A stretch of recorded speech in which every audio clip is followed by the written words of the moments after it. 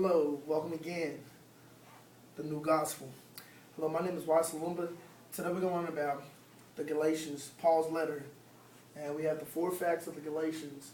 So first, I'm going to talk about the false prophecy, the circumcision, the gospel, and Paul's authority.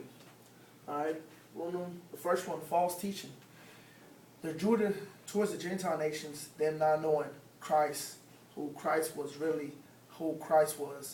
There was false, what they're called the Judahites, where, false teaching, giving them the wrong information, telling the Gentile nations, hey, you have to get circumcised in order to be accepted in the kingdom of heaven, or in order to be like, in order to follow Christ, you have to be circumcised because you aren't Jewish. All right, and that's one of the questions that many of the Gentile nations people had. And number 2 is circumcision. Jewish, full-blooded Jewish were the ones that got circumcised as men. Paul, the Gentile nations, they thought that in order to be accepted by God, and since they accept God, once they accept the Lord to come in their lives, that they had to get circumcised. And that's when Paul comes along and tells them, you don't have to get circumcised. All you have to do is follow the teaching and be Christ-like. Follow what he says, the morals that he gave you, and go out and help others, just like what he's doing to them, showing them. He goes, you don't have to do it, because you don't have to do it to be Jewish. Just do it to be, though you don't need to do it. That's basically in a way he's trying to tell them that they don't need to do it. It's just, be Christ-like and spread his gospel and know the right teaching.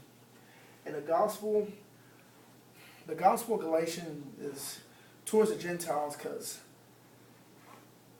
Paul goes out of his way to teach them, what the gospel is about, who Christ was, how he came on earth, why he came on earth, to save their souls, to save us. He just didn't come down for the Jewish. That's what the Gentiles thought. He came down just from one nation, so they're the only ones getting accepted. No, Paul was trying to show them he came down for all of us.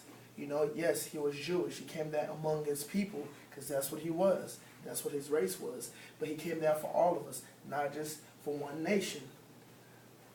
And the biggest one out of all of them is Paul's authority.